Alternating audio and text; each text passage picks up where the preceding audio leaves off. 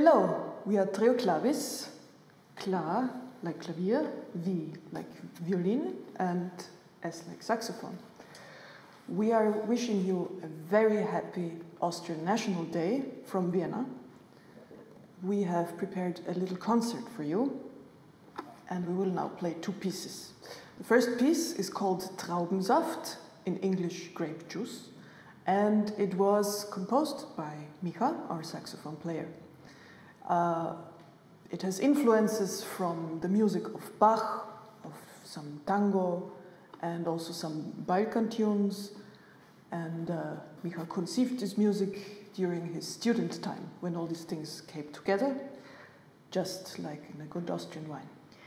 And the second piece you will hear today is written by Aleksej Igudesman, who put together this piece especially for this occasion. The piece is called A Little Blue Danube Waltz. It's inspired by Johan Štraus's Blue Danube Waltz. We hope you enjoy the Austrian National Day, and all the best from us.